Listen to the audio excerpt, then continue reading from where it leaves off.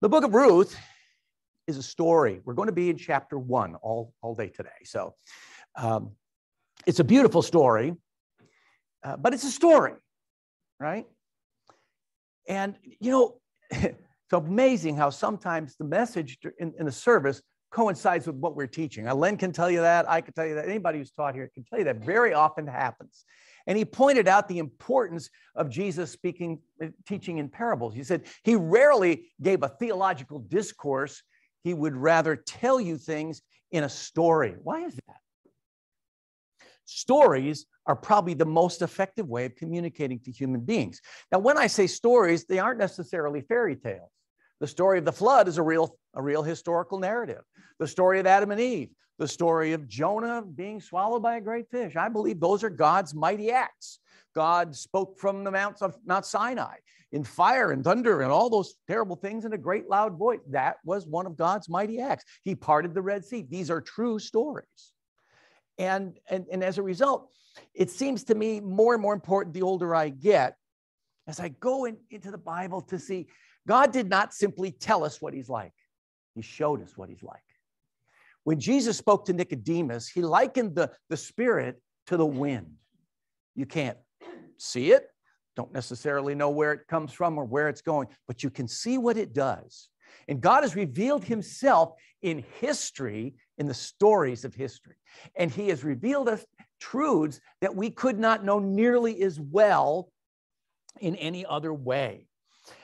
C.S. Lewis explained why he thought literature, in other words, stories, were so important. He said that literature has the ability to convey truths obliquely and deliver them at a much deeper level. Well, what do I mean by that? Well, that's why you can read a story sometimes that makes you cry and you cannot explain why. For me, the example of that is on a business trip to the Far East at 40,000 feet in the middle of the night, way over the Pacific Ocean. I'm trying to read the Chronicles of Narnia because my kids have read it and I haven't. And I got to the point where Reepicheep dies and he goes to Aslan's land. And I cried. And I still get emotional thinking about it, but I could not for the life of me tell you why. It was a mouse, for crying out loud, with a sword. Why does that make me cry? Well, because stories can get underneath your rational, critical faculties and speak to your heart in a way that simple words can't. Now, that is one of the reasons Hollywood is so powerful. Hollywood tells our stories, don't they? The problem is those stories aren't always true. And so it's really important that you tell true stories, that you listen to true stories. Or if you are listening to Hollywood stories, you should be aware of what they're conveying. They've got an agenda. Is it a true one? And this is why reading Bible stories to children and grandchildren is so vitally important. They need to hear stories that are true. But beyond just the power of the story, in the Bible, these stories are God revealing himself. And whenever you study the Bible, the first thing you want to ask about it is, what does it tell me about God? It also tells me about man, about me. It tells me many great truths, but God is revealing himself in a story. And one of the most famous stories is the story of the prodigal son. Henry Nouwen is a Roman Catholic priest, wrote a whole book just on contemplating Rembrandt's portrait of the return of the prodigal son to his father. And he spent a whole day just looking at that thing and writing about it. That's how deep the communication was. And in the book of Ruth, we have a similar kind of a thing. Look at that. See? Now you folks in Zoom land can see what we're pointing at because we have a new gadget. All right. All right, let's go on. Okay. For our new friends in 2x2 class, I'll try to help you understand.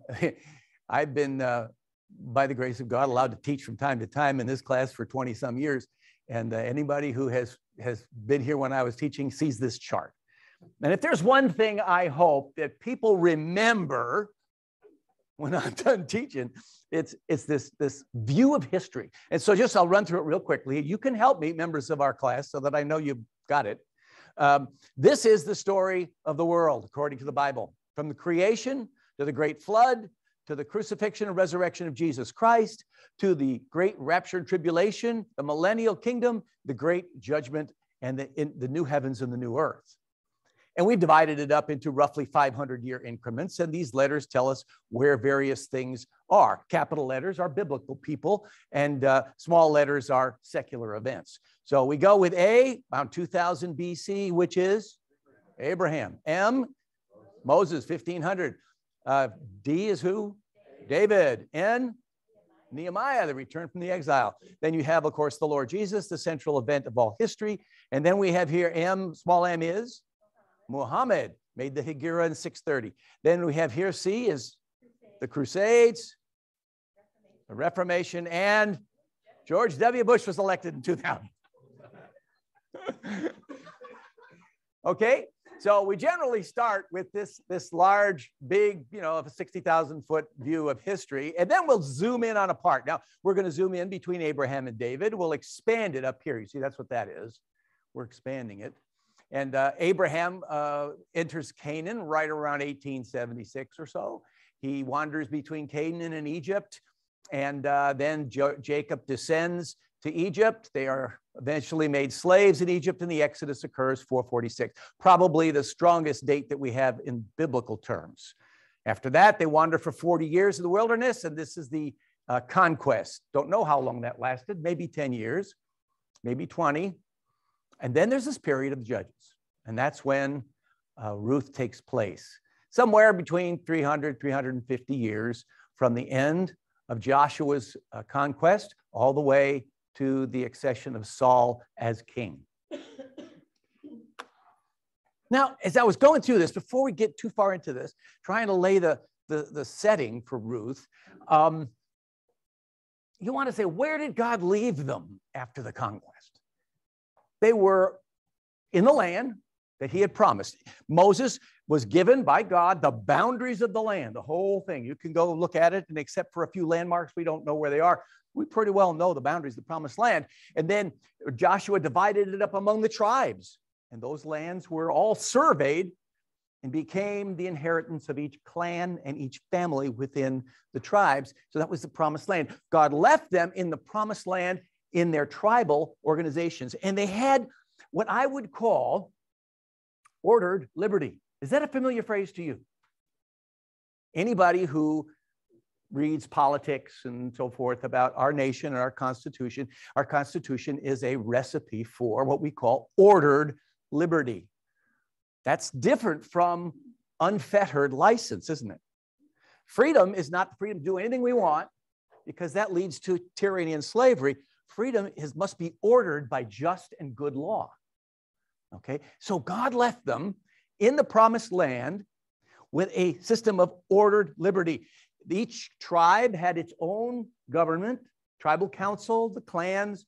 They made the trains run on time. They collected the taxes. They managed the schools. They did all the things that you generally see in municipal state government. But then what held them together as a nation? Who? God did. Well, that's true. How? Scattered throughout the promised land was what? Anybody know? The number of cities belonged to the Levites. Right. The Levites were the religious leaders below the priests, and they had a city in all the tribes. And so they were under a loose federal government with the Levites scattered among the tribes, and then the priests at Shiloh. Now, does that sound a little bit like the way our own country was set up? Sovereign states managing their own affairs under a loose federal government that's fairly weak, but nonetheless has a moral authority that is centered in Washington. The only difference is we have a human leader, and there the leader was God himself through the priests and the tabernacle. Now, The key to remaining in the promised land was separation. They were to remain separate. They were not to intermarry with the Canaanites. In fact, they were supposed to kick the Canaanites out. And it has always been the view of the Jewish people that the goodness of life, the goal of life, was to be God's people in God's promised land, obeying his laws and enjoying his blessing and protection. Now, you can parse that out, but that is a big thing. To be in God's promised land as God's people, obeying his laws, enjoying his blessing and protection. Now, what would happen if they didn't obey his laws? If they followed after other gods?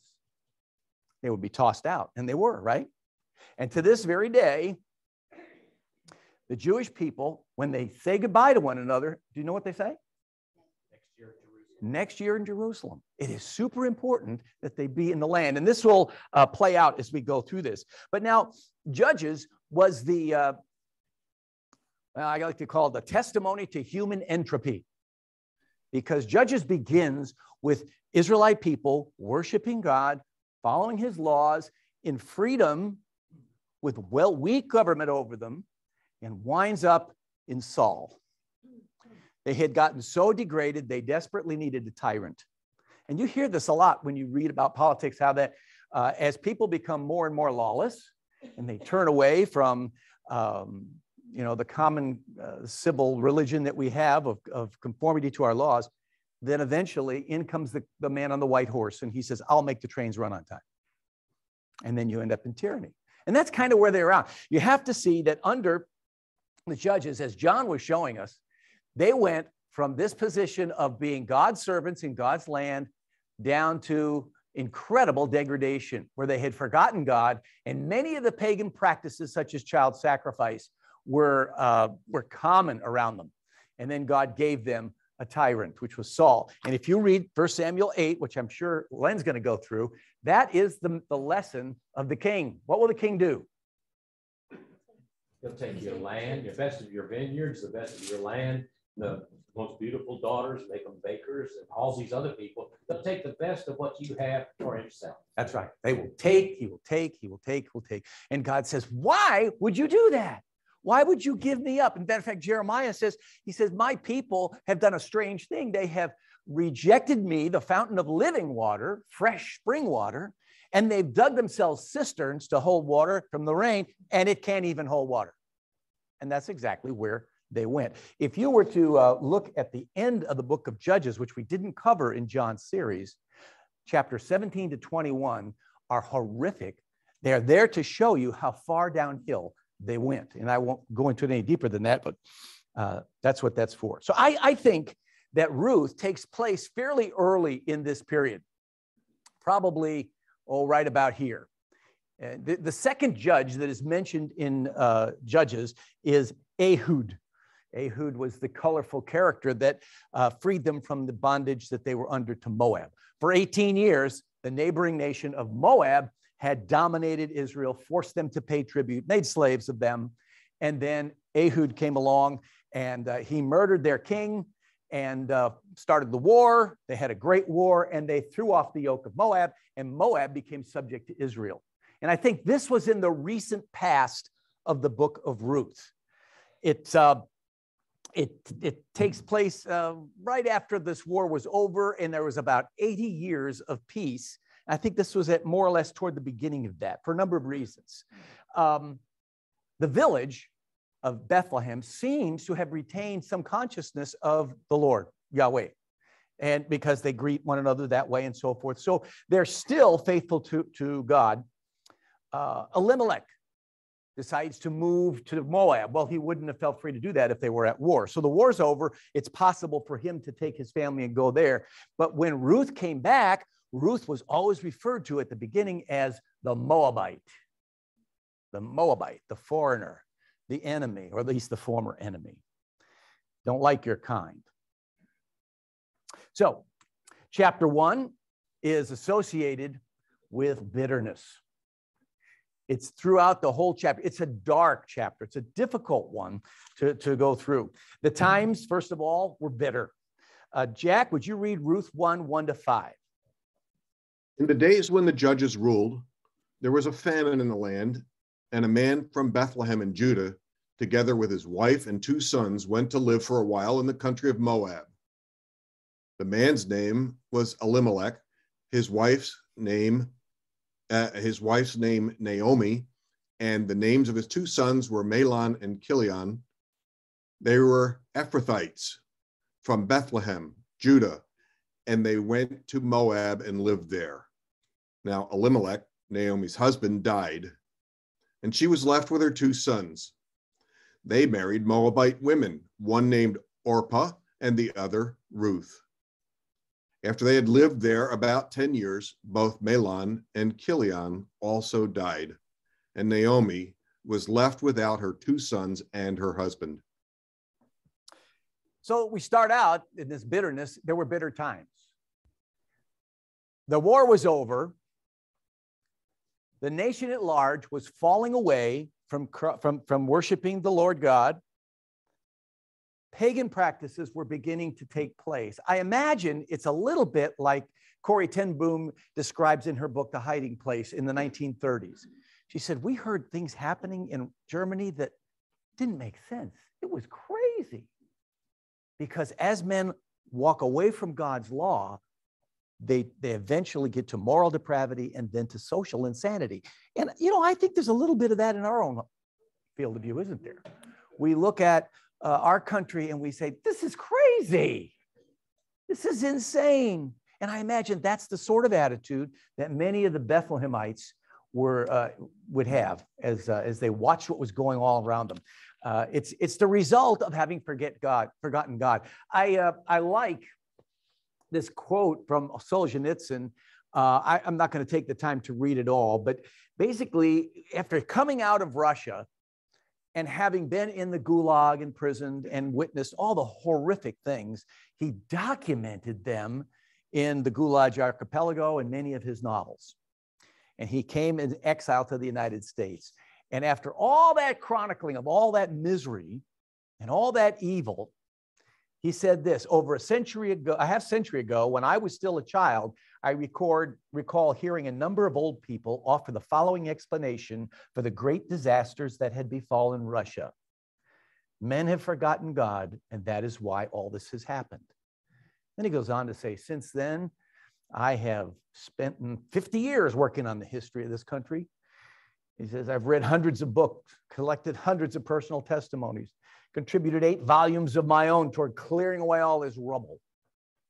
And then he says, but if I were asked today to formulate as concisely as possible the main cause of the ruinous revelation that has swallowed up some 60 million of our people, I could not put it more accurately than to repeat, men have forgotten God, and that is why all this has happened. So Bethlehem was in some ways similar to our time. We see the corrosion of our society all around us, and yet we're kind of an island in the middle of that with some fear of God, some remnant of our cultural Christianity. And then famine strikes, as it will eventually at one point or another in everybody's life, and all the hunger and the suffering that comes from that. And it's kind of ironic because the name Bethlehem, this town where they were from, means the house of bread. Now, there was no bread in Bethlehem at this time. So bitter times. Secondly, bitter fortunes. Naomi loses her husband, and then she loses 2 sons. They all die, all 3 of them, while they're living in a foreign country. And I imagine that she lost everything else, because once you lose your husband and you lose your sons, you don't have any other relatives to take care of you in that day. There was no welfare. You were destitute. You're reduced to begging. Look what she says in verse 13, Jack. Would you wait until they grew up? Would you remain unmarried for them? No, my daughters, it is more bitter for me than for you, because the Lord's hand has gone out against me. She's talking to her 2 daughters-in-law, the wives of her 2 sons, Mahlon and Chilion. And she's telling them, how am I going to take care of you? There's no way. You are with a destitute beggar. There's no way I can give you another husband. What do you think? I'm going to give birth to another baby and you're going to wait till he grows up? No way. That's just not going to happen. Her logic is impeccable, isn't it? And then she says, I'm bitter. And she has a bitter spirit in the midst of her bitter fortunes. And the interesting thing is Naomi's name means pleasant. Now, she expresses her bitterness down in verses 20 to 21. Take a look at that, Jack. Don't call me Naomi, she told them. Call me Mara, because the Almighty has made my life very bitter. I went away full, but the Lord has brought me back empty. Why call me Naomi? The Lord has afflicted me. The Almighty has brought misfortune upon me. Now, when she says, call me Mara, she is making an allusion to their history. Back when the Israelites crossed through the Red Sea, they began to travel, and it took them several weeks of marching to travel through the desert till they got to Mount Horeb, the mountain of God, and they camped there for a year. And on their way, of course, they ran out of water. And they came to a pond or a spring, and it turned out that that water was bitter. And it was there that God performed a miracle through Moses, and he turned the bitter water to sweet. But the point was that place is called Mara because Mara means bitter, poisonous, miserable. And that's a big disappointment. So she has this bitter spirit. Now, let me ask you a question. What is the difference between sorrow and bitterness, or even depression and bitterness? Yeah. I see bitterness carried with sometimes a degree of anger and resentment. Yeah. Bitterness also has mixed in with it anger, resentment, even blame, right? You did this to me. And that's exactly what she is saying. She says in verse 13, the Lord's hand has turned against me. Verses 20, 21, the Lord has brought me back empty. The Lord has afflicted me. The Almighty has brought misfortune upon me. Boy, how quick we are to blame God in a fallen world, don't we? We want to live our lives independent of him. And then when things go sour, they say, well, why is he doing this to me? I've never been able to figure that out, but it's common. Men say, God, where's God in this messed up world? Well, you forgot about him a long time ago. Now, I want to look a little bit deeper at this spirit and how it came about in her life. Now, remember, first of all, Jewish happiness requires that you be God's people in God's land, obeying God's laws and enjoying his blessing and protection. So the key to happiness and blessing is their presence in the promised land. That's why Jerusalem, by the way, is so big a deal to Israel today. They are not going to let the UN partition Jerusalem. It is an existential thing to them. Their land is their life. Now, faced with famine, I want you to put yourself in Elimelech's shoes.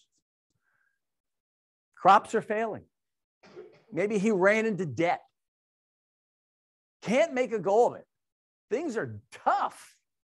And he says, we got to leave. And I have a feeling that what he did was he sold his land. He sold it to pay the money to get them to travel to Moab and start anew in a place called the Fields of Moab. Now, the Fields of Moab are at an altitude. See if this thing still works. Here we go. This is Moab over here. He would have been in just southwest of Jerusalem, and then would have crossed over and come down into the Fields of Moab, not far from where Moses and the children of Israel assembled prior to entering the promised land for the first time. So he goes to the highlands of Moab because there's money. I mean, there are jobs. There's more rain up there. Maybe I can get a piece of land. Maybe we can make a go of it there, but it's just too hard here. I got to sell the fan. I got to sell the place. And I wonder if Naomi disagreed. She said, no, these are our people. This is where we need to be. If we want God to deliver us, we need to stay here, Elimelech. No, Daddy knows best, right?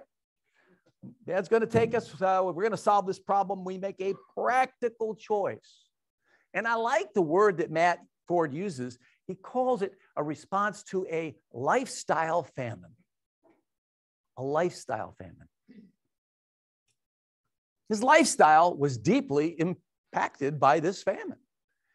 His money was gone. He was probably reduced in his lifestyle to some level of poverty.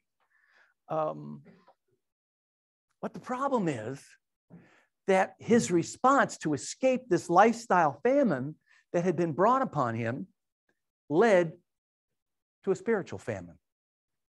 He escaped the lifestyle famine. I mean, I think he wouldn't have stayed there for 10 years if he didn't find a life. I think he would have found a job, got some good money. Maybe they bought a house. They had a little piece of land, perhaps. Things were looking fairly good at first. He escaped that famine. But what he did was he led his family into a spiritual famine. Now, it started as a sojourn. You'll notice at the beginning, he said they whoops, I'm on the wrong one. Okay.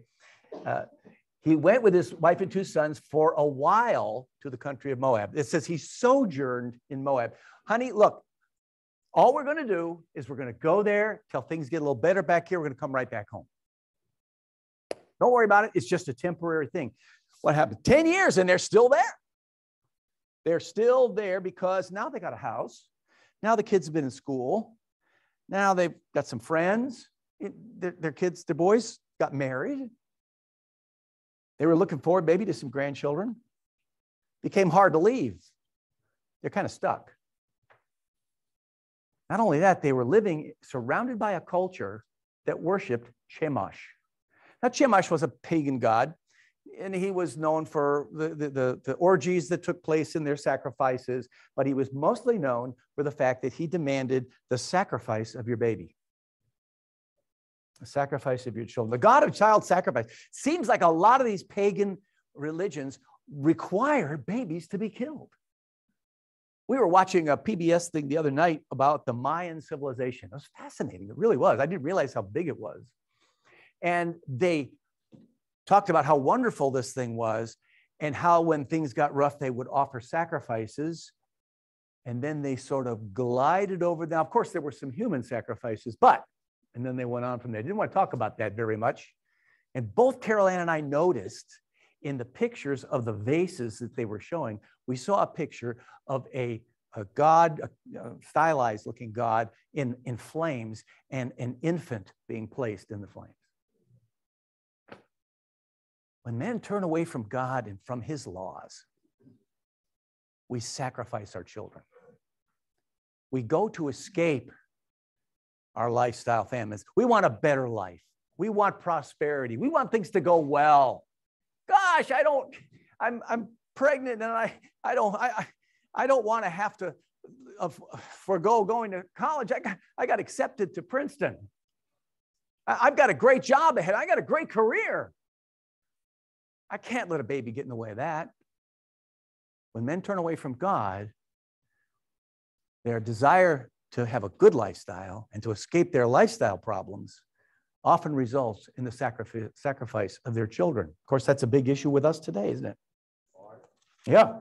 One of the things that I noticed, and that is when they characterize their own gods in that way, they knew that their gods were ogres, which the real God was not. And so here they are worshiping a God that they know does not love them, doesn't care anything about them. Yeah. But he's got the key. He's got the keys to a good harvest. He's got the keys to the rain. Lynn? Or inevitably, any false god will make you perform for them. And instead, Christ is different. He came and performed for us. He came and laid down his life for us. They will require you to lay down your life for them. That God, that false god, was Molech. And I can't imagine putting my live baby in the arms and sacrificing that baby that way, but that's what they did on a regular basis. Yeah. But you know what it says at the end of Judges, you mentioned it, Bart, but the last verse in Judges says, in those days, there was no king in Israel. Everyone did what was right in his own eyes. And the Proverbs tells us that there's a way that seems right to a man, but what?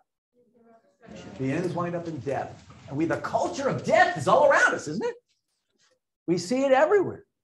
Whether it's infanticide, euthanasia, abortion, and so forth. When we turn away from God to false gods or to ourselves and our prosperity, we very often sacrifice our children. Now, this was literal child sacrifice, and it was very possible that their boys who married Moabite women grew up in Moab would have taken their first grandchild and thrown it in the fire.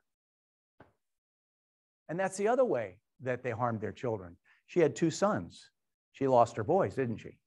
Should an Israelite young man marry a Canaanite or a non-Israelite woman? No, that was against Mosaic law. God wanted them to remain separate. And I sometimes think that since Elimelech's death is mentioned a little before Mahlon and Chilion, that they survived him for a short time. But Naomi, whom I think still worshiped the Lord, I think she was a little more righteous than her husband. I think that she couldn't hold him back. Why? Because they're living in Moab. Because they're going to school in Moab. Because they're living amongst that culture and they are adopting it for themselves. She lost her boys. And then, of course, she lost them literally. And that means she probably became destitute. If she had a house, she had to sell it. If she had any land, she had to sell that. If they had any savings, it was gone. And now she's reduced to absolutely nothing. Now, wait a minute. We left a lifestyle famine in Israel to go to this place where things would be better. And they were. But they don't last, do they? And when we leave God's place of blessing to satisfy a temporal need that we may have of lifestyle famine, we very often lose it all. We lose it all. And she would have had no husband to provide for her, no sons to provide for her. And the good old community of her friends and so forth apparently were no support for her either. She wasn't among her kinfolk in Bethlehem. She had no way of being supported by her community. Isn't that why it is vitally important that we remain in a community of like-minded believers? This class, I've heard many of you say, this is my family. This is where I am supported. People pray for me. People help me. People care for me. Now, it says in verse 6, take a quick look there. It says, when Naomi heard in Moab that the Lord had come to the aid of his people by providing food for them, then she decided to return. The Lord came to the aid of his people. He provided for food for them again. Bethlehem once again became the house of bread. She didn't get any of that aid, did she? She didn't get any of that blessing. Why? She was not in the place of God's blessing. And that's, to me, that's a powerful statement. We need to remain where God can bless us if we want his blessing. If we want to avoid the loss that comes from wandering after the prosperity of this world or escaping our lifestyle famines, we need to remain where he can bless us. Now, think about this for a minute. What trade-offs might we make to escape a lifestyle famine? Good question. How about financial famine? What might we do to escape that financial famine that might put us in line for some kind of spiritual famine? Let me give you just some examples. I take on a second job and I become a workaholic and I don't have any time for my family. Or we've got little kids and we say, honey, you can't stay home and take care of the kids. You got to go to work. Can you survive that? Yeah, you might. I mean, I grew up in the public school system. Different one than we have today, but I did. There might be other things, like, for example, love. We used to teach a class of 18 to 23-year-old kids. And so many times, especially Carol Ann would interact with these young ladies, and they're looking for love. They want a husband. They want to get married. They wanted to have children. They wanted to do all those good things. And they said, we're just going to have to settle. And some of them grabbed the first guy with 98.6 degrees that came along. And those were not often very good choices. See, they had a lifestyle famine that they decided to satisfy and escape, and it led them into a spiritual famine. Because as I've taught for, 45 years now, so often when a woman marries an unbelieving man, after a few years, you will have her come back alone, seeking solace and grace and to hear from God alone without her husband. Lifestyle famine. Yeah. I think it's because we're not willing to wait on God. Oh, yes, indeed. We have to fix it ourselves. Yeah, yeah. Let me throw one more at you. All my life, I've been very much involved in Christian education. I believe it's vitally important. I believed this in the 1970s, let alone today. I would not put a child in a public school system today for love nor money. That is like raising them in Moab. But I can tell you many times, friends of mine have come and they've said, well, John, he really wants to play football. He wants to play football. He thinks he can get a football scholarship to a really good school. Okay. Maybe he can. You'll put yourself in a place where you might find out that he's gone to this place, this school, which has indoctrinated him in lies that are not the truth of God, has drawn him away from the Lord,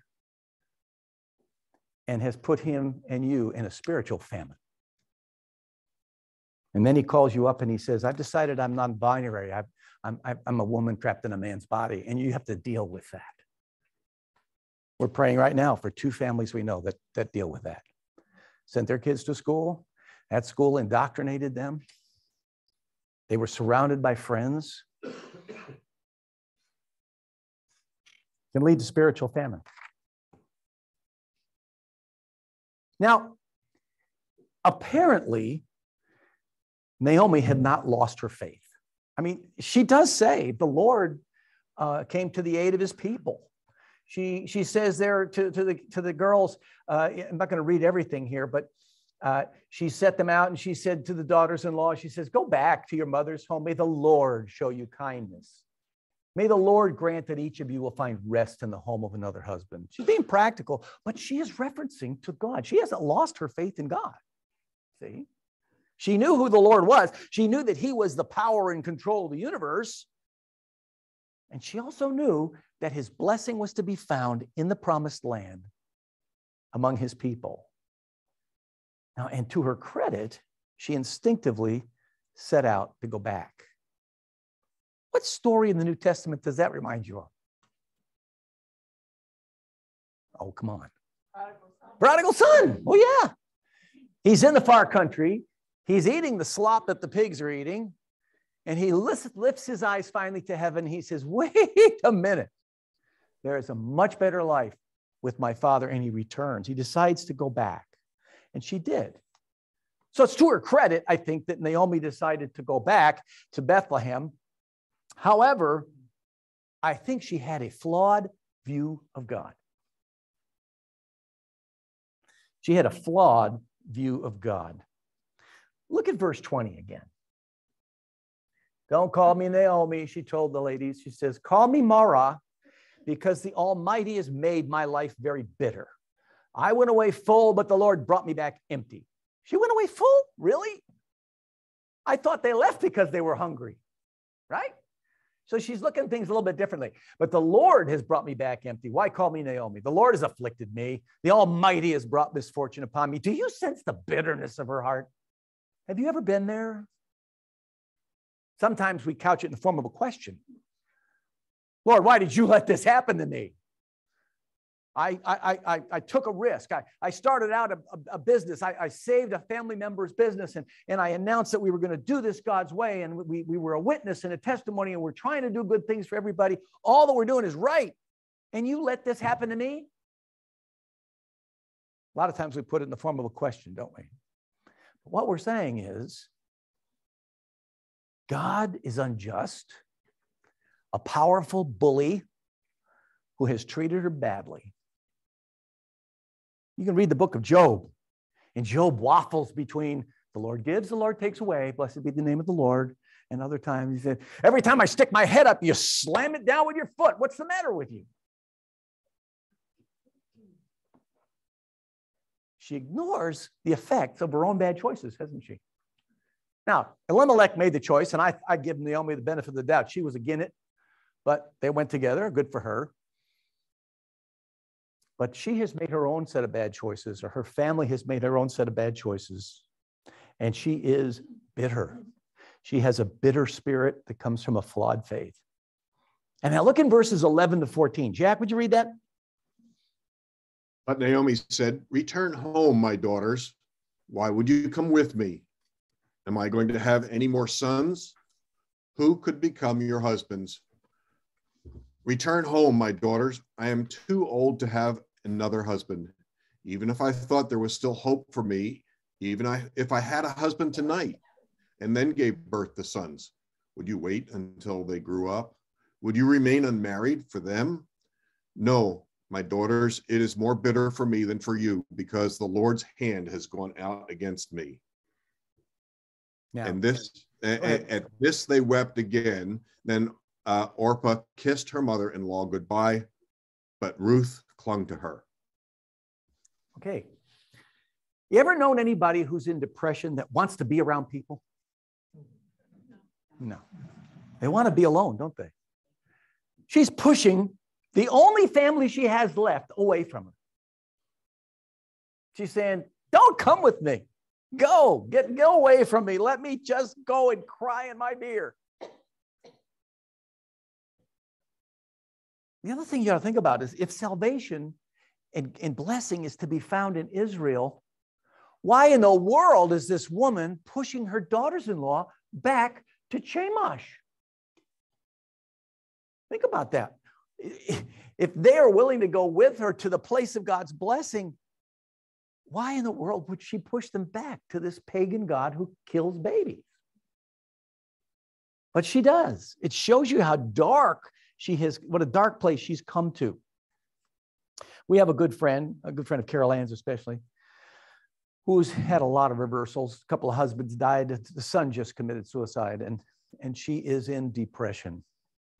She went into depression when her last husband died too, several years ago, and would not talk to us for probably almost a year. Yeah. And she said to us just recently, I will not be able to talk to you probably for several months at least. What a shame. What a shame. Anyway, Orpah makes her choice. She bids Naomi goodbye. She says, you're right. I got to go back to my mom and dad, and I'll find another husband. But it says something very interesting. She returns to her people and her gods. And to understand that phrase, you have to understand they live in a culture of communal identity. We all have a source of our identity. But if you go to the Middle East and many, many other countries in the world, your identity is determined. Who you are is determined by your family. Oh, let's face it. Your daughter brings a boy home. He's going to date her. And what's the first thing you want to know about him? Well, I want to know, is he a Christian? Secondly, what's his family like, right? Well, that was their family, but also their gods, because every city had its gods. Every nation had its gods. And their gods and their family determined who they were. Orpah makes the choice to go back to that. But Ruth, all of a sudden, gives us this incredible surprise. God has written out this story, and right now we're depressed. I mean, just real cheerful story. You know, at this point, we're overcome by the bitterness we see in Naomi, and all of a sudden, there is this flash of light. There is this incredible statement that Ruth gives to Naomi. Verses 16 to 17, Jack. But Ruth replied, don't urge me to leave you or to turn back from you. Where you go, I will go. Where you stay, I will stay. Your people will be my people, and your God, my God. Where you die, I will die, and there I will be buried. May the Lord deal with me, be it ever so severely, if anything but death separates you and me. What could motivate a girl from a pagan culture who has a mother-in-law who's miserable, poor, destitute, and angry to say those words? God's mercy. How could she possibly know that for thousands of years, people would repeat those words? They are some of the most beautiful words in the language. Terry. Naomi probably wasn't always miserable, lonely, desperate, and angry. She probably saw something of God in her. I'm glad I don't have to pay for this. This is great. Exactly. You're right. That's where we're going. She must have seen something in Naomi's life. I have a feeling Naomi bore witness to the God of Israel, and told them a lot of stories about God's mighty deeds. She knew something. And so Ruth was looking past Naomi, right, to Naomi's God, to Naomi's people, to the promises. And you can see here, there is a true split between Orpah and Ruth. Orpah goes to her family and her gods. Ruth goes to her in-laws' family and to their God.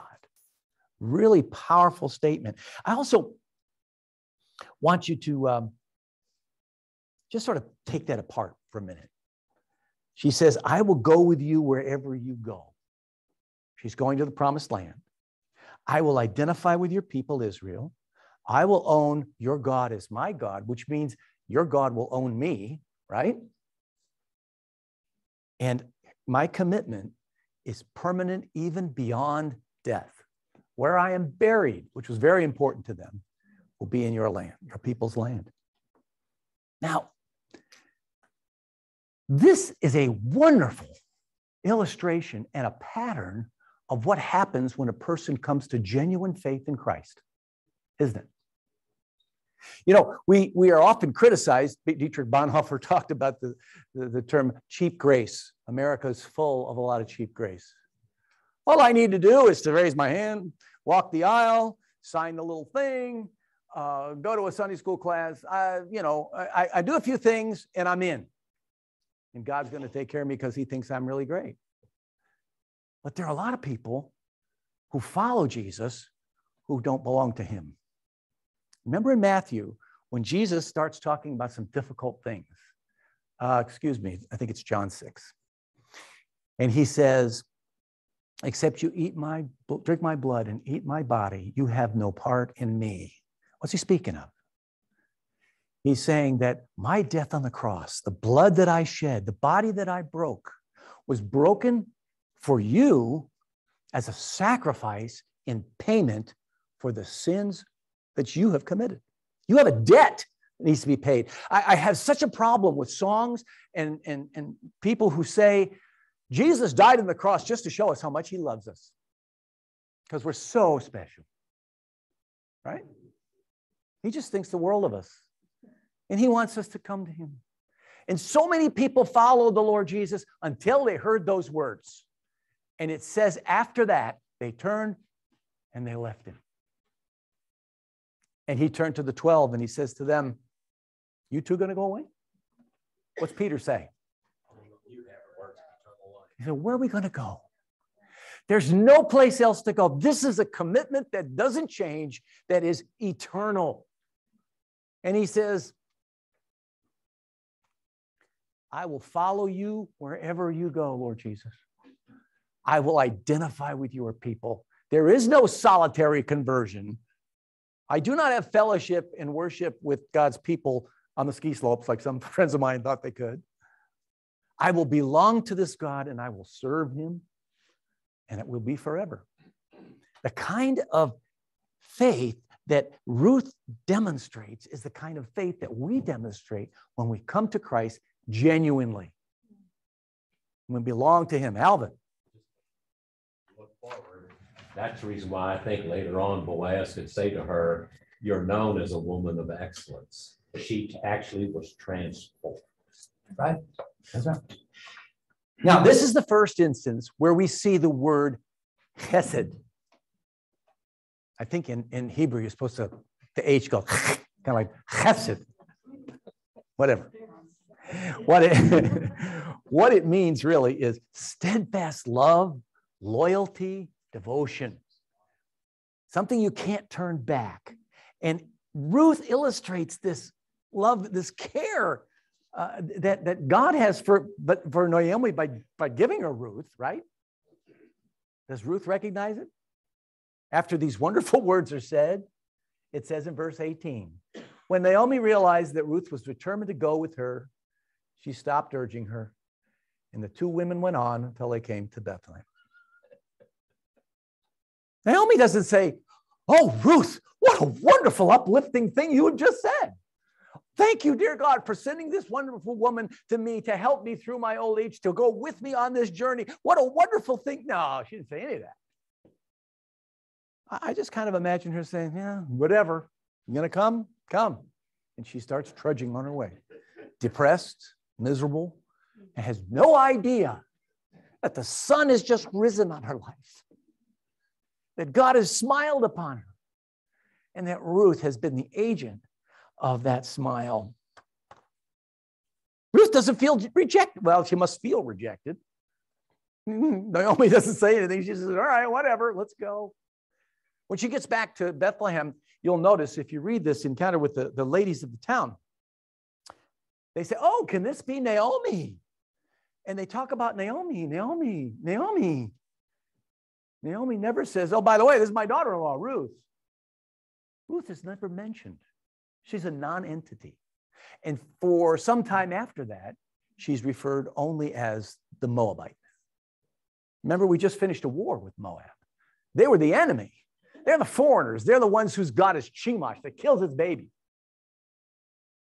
And yet, go ahead, Gigi. She also says to these women, I came back empty, and there's Ruth standing there. Well, thanks a lot. Yes.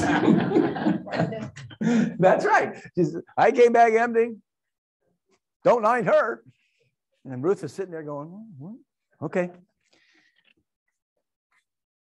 Chapter 1 is mostly a dark story, isn't it? It's a dark story. Perhaps that makes us all kind of respond with some level of sympathy and understanding. I think if I was teaching a class of high school kids, they would not get it. But each of you has a story. Each of you has been through famine. Each of you has a different interaction with God as he's taken care of you and shown you his hesed. And perhaps he has shown you his hesed through one of us in this class. It's interesting. In the middle of the story, God gives us this blinding flash of light, and he doesn't give it by a prophet or a wise and a holy man. No, he gives it to us through a young woman from a pagan culture in a hopeless situation who shows us this hesed in care of a bitter and unthankful mother-in-law. What an amazing woman. What an amazing thing that God did in her life. And in so doing, she displays God's hesed for this helpless and bitter woman in the midst of all her darkness.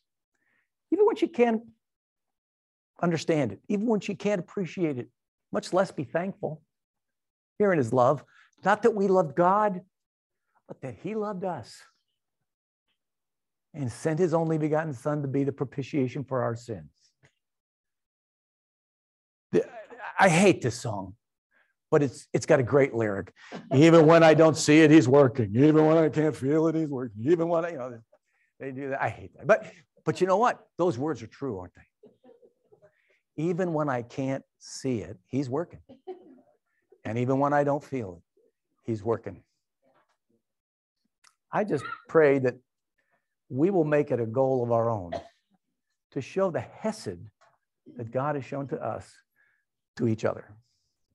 And in so doing, God can bring healing, because it's true that the sun now is rising in Naomi's life. And you'll begin to see a change in Naomi as she goes on in the next couple chapters. I'll start that next week.